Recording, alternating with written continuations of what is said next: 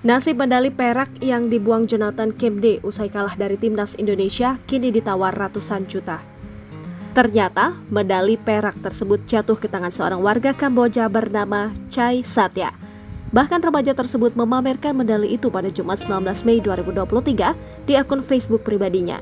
Hingga Rabu 24 Mei 2023, unggahan Chai Satya itu telah disukai lebih dari 1.000 pengguna Facebook dan dibagikan sekitar 4.600 kali.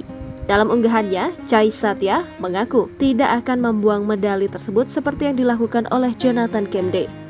Chai Satya menuturkan jika selain karena ia menyukai medali itu, ternyata medali perak tersebut memiliki simbol nasional Kamboja yang mewakili semangat Chai Satya sebagai rakyat Kamboja. Lanjut Chai Satya, meskipun Jonathan Kemde sempat membuang medali itu, ia tidak akan membiarkannya jatuh ke tanah lagi. Unggahan Chai Satya ini sontak menarik perhatian warganet. Ia mengaku mendapat banyak penawaran yang bersedia membeli medali perak SEA Games 2023 tersebut. Awalnya, Chai Satya mendapat penawaran 1 juta baht atau sekitar 429 juta rupiah. Namun, angka tersebut kini bertambah menjadi 1,8 juta baht atau sekitar 772 juta rupiah.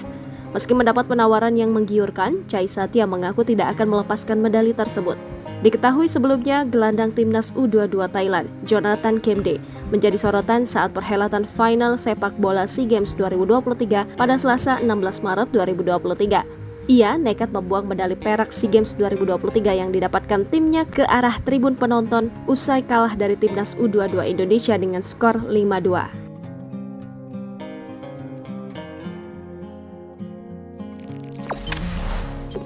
Jangan lupa subscribe, share, komen, dan like ya.